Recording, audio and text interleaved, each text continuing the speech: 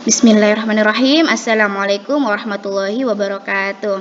Ya, baik anak-anak sekalian. Hari ini BSI hari ini adalah tentang adil. Namun sebelum itu ada hadis atau ayat yang Bu Meli akan sampaikan ya berkenaan dengan wal akhiratu khairun wa abqa. Dan kehidupan akhirat lebih baik dan kekal. Bahwasanya kehidupan yang sesungguhnya yang akan kita tempuh adalah kehidupan akhirat, sedangkan kehidupan dunia adalah tempat persinggahan kita tempat persinggahan kita menuju tempat akhirat. Bahwa kita diutamakan ketika kita mengutamakan kehidupan dunia sementara kehidupan akhirat itu adalah lebih baik dan lebih kekal.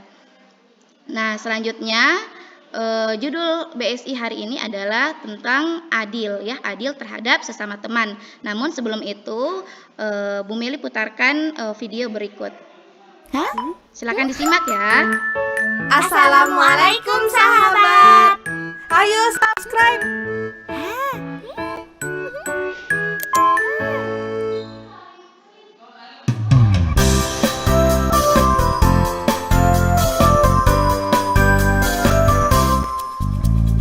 Mari kita berlaku adil kepada siapapun. Jangan membeda-bedakan, karena kita semua sama. Mari kita berlaku adil kepada semua orang, kaya raya miskin dan papa, karena kita semua sama. Berlaku adil pada sesama, kita sama di mata Allah. Berlaku adil pada sesama, kita sama di mata Allah.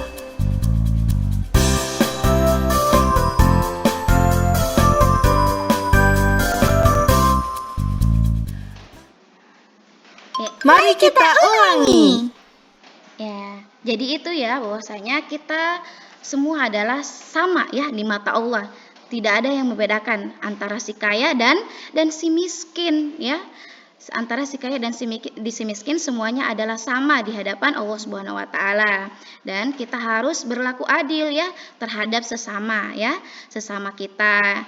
Ketika misalkan kita memiliki snack yang banyak tidak cukup kita membagikan kepada teman kita yang satu orang. Ketika ada teman kita yang lain, maka harus dibagi rata. Itu salah satu contohnya harus adil ya.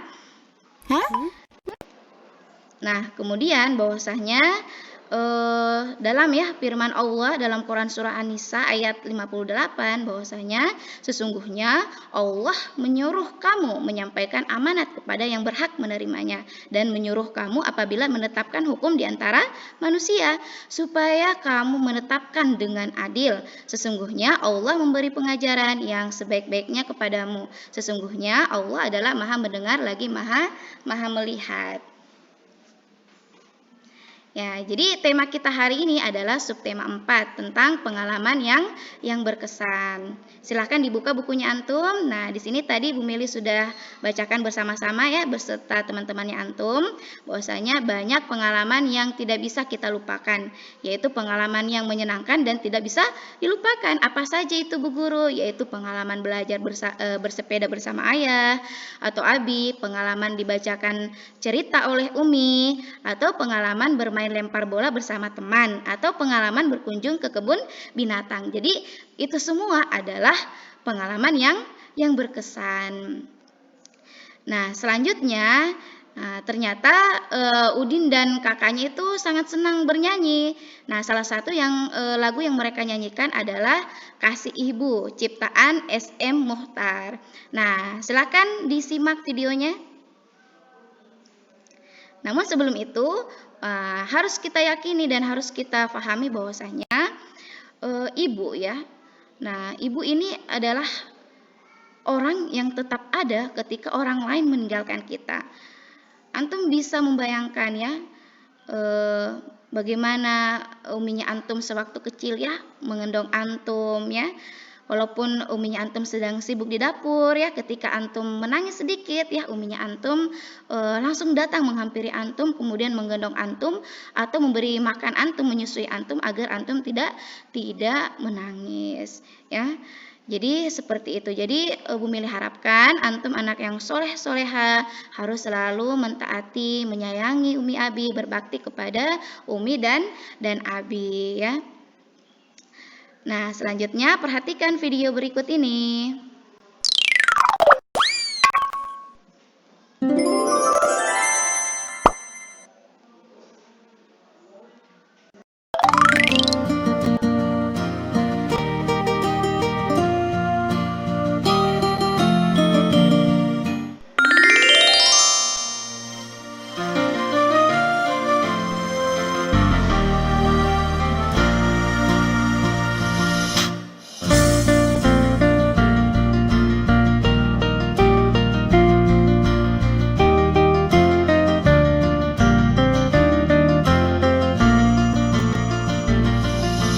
Kasih ibu kepada beta tak terhingga sepanjang masa, hanya memberi tak harap kembali, bagai sang surya menyinari dunia.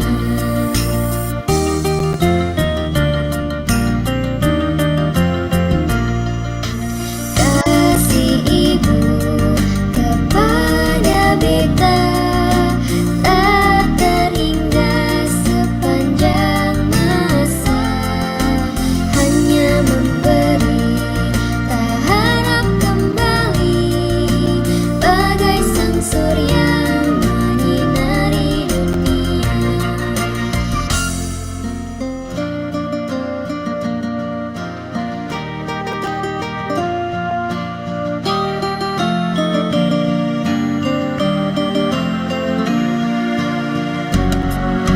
Kasih ibu kepada beta tak terhingga sepanjang masa, hanya memberi tak harap kembali, bagai sang surya menyinari dunia.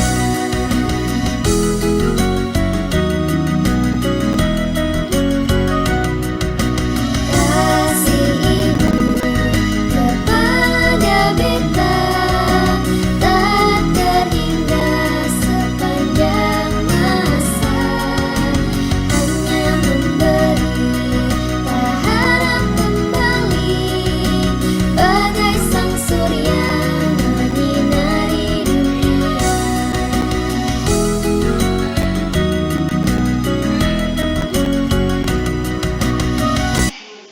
Nah, itulah tadi lagu Kasih Ibu ya. Bahwasanya kasih sayang ibu itu sepanjang masa, dia tak terhingga ya. Nah, jadi sudah sepatutnya kita sebagai anak yang berbakti kepada Umi dan Abi harus selalu senantiasa ya berbuat baik, berkata lemah lembut kepada Umi Abi dan tidak meninggikan suara kepada Umi ataupun Abi ya. Nah, pernahkah antum menyayangi Umi dan Abinya antum? Ya, insya Allah antum menyayangi Umi ya. Nah, silakan antum untuk menuliskan pesan atau surat cinta untuk uminya antum. Salah satu contohnya seperti ini. Ya, silakan ditulis ya. Nah, selanjutnya pada halaman 147 ya, bahwasanya antum baca ya, bahwasanya hari Minggu pagi ibu mengajak Dayu pergi ke pasar. Ayah mengantar mereka ke pasar. Dayu melihat ibu memilih sayuran. Ibu juga membeli daging dan bumbu dapur. Dan ibu tak lupa membeli buah. Nah, kali ini ibu membeli jeruk bali. Selesai belanja, Dayu membantu ibu membawakan kantong belanjaan. Dayu mendapatkan pengalaman yang berkesan. Pengalaman yang berkesan bersama ayah dan ibu. Apa aja pengalaman berkesannya? Yaitu pergi ke pasar ya bersama ayah dan ibu ya. Kemudian membantu ibu membawakan kantong belanjaan. Pernahkah antum melakukan hal seperti itu? Kalau Bu Meli pernah ya, dulu waktu kecil Bu Meli sering ikut pergi ke pasar ya bersama Umi. Nah, jadi keluarga Dayu ini selalu bekerja sama membuat pekerjaan menjadi lebih ringan dan cepat selesai. Nah, jadi hari ini kita akan latihan ya. Silakan disimak, buka buku halaman 149. Jadi, antum perhatikan gambar yang sudah tersedia di buku tematisnya antum ya. Kemudian antum beri tanda centang atau checklist pada kegiatan yang sedang melakukan kerjasama dalam keluarga. Contohnya seperti itu. Ya, contohnya seperti gambar pertama, ya, ada Udin dan Uminya. Kemudian berilah tanda X atau kali pada kegiatan yang bukan kerjasama. Nah, sampai halaman 150. Nah, selanjutnya di pembelajaran kedua, ya, di sini antum bisa melihat gambar ya bahwasanya Siti juga ya mempunyai pengalaman yang sangat mengesankan. Bahwasanya dulu di sekolah ada praktek senam lantai ya. Sebelum Siti belum bisa ya melakukannya dengan benar, dan pada saat itu Siti sangat gelisah. Nah, antum bisa melihat ekspresi Siti. Nah, kemudian teman Siti, Lani dan Dayu melihat kegelisahan Siti, dan mereka pun membantu Siti berlatih ya, seperti yang dilakukan oleh Pak Guru. Mereka memberi semangat sampai Siti bisa. Siti sangat berterima kasih kepada teman-temannya. Apakah antum bisa melakukan gerakan keseimbangan seperti ini? Ya, tapi sebelum itu jangan lupa untuk melakukan pemanasan ya, agar badan-badan atau otot-otot antum itu tidak kaku dan sakit. Nah, selanjutnya di sini ya Siti membuat puisi ya tentang persahabatan, yaitu yang berjudul Terima Kasih Sahabatku. Yang bunyinya adalah, sahabatku, aku sangat beruntung. Aku memiliki sahabat sepertimu. Senang kita bersama, susah pun bersama. Terima kasih sahabatku. Aku senang bermain bersamamu. Kamu pun hibur aku saat masa sulitku. Nah, jadi itu adalah karangan ya puisi yang dibuat oleh Siti ya untuk sahabatnya. Ya, siapa tadi sahabatnya? Ada yang tahu? Lani dan Dayu. Nah, selanjutnya di sini antum tulis ya apa pertanyaan-pertanyaan, antum isi pertanyaan yang ada pada buku 159, yaitu apakah judul puisi yang ditulis oleh Siti yang sudah Bu Meli sampaikan tadi, kemudian bagaimana perasaan Siti setelah memiliki sahabat, dan yang ketiga, dalam keadaan bagaimana sahabat selalu bersama dengan Siti, dan kepada siapa Siti mengucapkan terima kasih dalam puisinya, dan yang kelima adalah mengapa Siti mengucapkan terima kasih. Seperti itu. Apakah antum memiliki sahabat? Ya, kalau ada, siapa namanya? Ayo. Nah, seperti itu. Jadi terakhir, nah di sini adalah Bu Meli akan menampilkan video ya. Video tentang sahabat Rasul. Nah, silahkan disimak dan antum semoga antum bisa memetik ya pelajaran di dalamnya.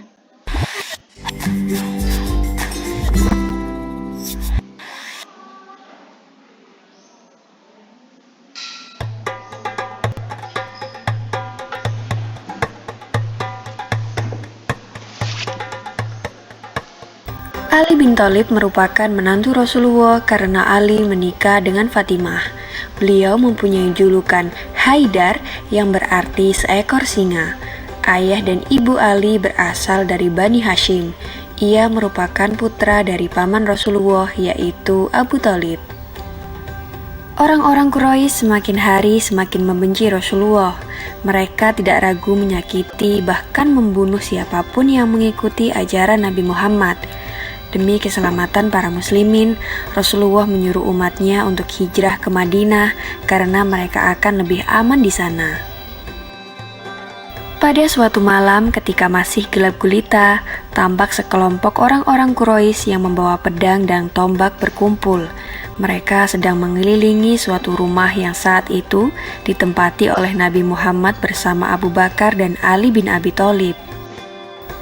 Orang-orang Quraisy itu berencana untuk mengepung rumah Nabi Muhammad. Mereka ingin menangkap dan hendak membunuh Rasulullah di rumah itu. Namun mereka masih menunggu perintah dari Abu Jahal yang merupakan salah seorang pemimpin penduduk Mekah yang membenci kaum muslim. Sementara di dalam rumah, Ali bin Abi Thalib diperintahkan untuk berbaring di tempat tidur dan memakai selimut yang biasanya digunakan oleh Nabi Muhammad. Sedangkan Abu Bakar mempersiapkan cara untuk keluar dari rumah yang sudah dikepung ketat oleh para orang Quraisy.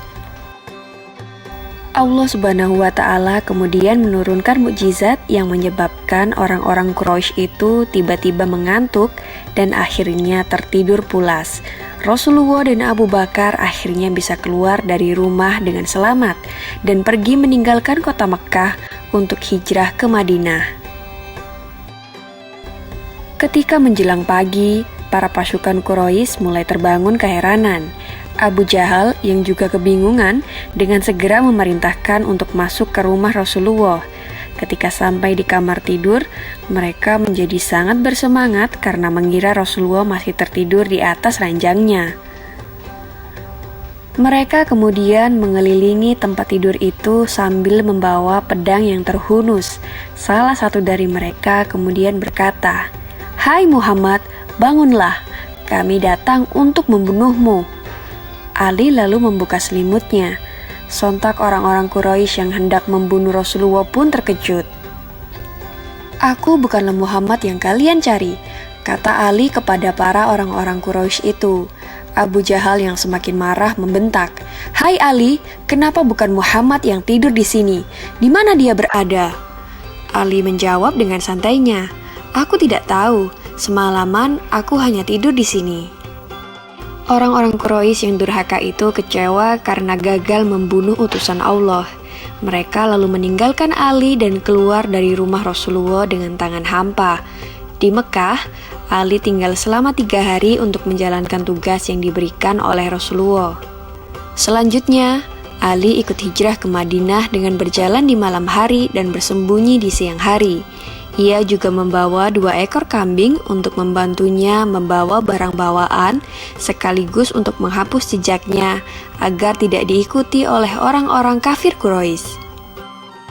Sedangkan dalam perjalanan hijrahnya bersama Abu Bakar, Rasulullah beristirahat sejenak di dalam Gua Thur selama 3 hari.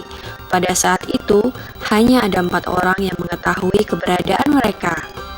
3 di antaranya adalah putra-putri Abu Bakar, yaitu Abdullah, Aisyah, dan Asma, serta 1 pembantu mereka yaitu Amir bin Fuhaira.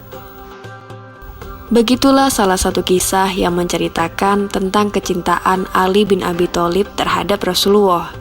Ia rela berkorban demi beliau meskipun nyawa adalah taruhannya.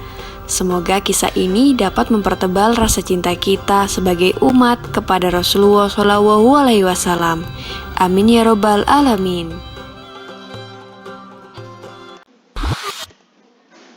Nah, itulah tadi ya kisah tentang sahabat Nabi. Nah, pertanyaan selanjutnya adalah siapakah sahabat Nabi yang menggantikan Rasul di tempat tidur?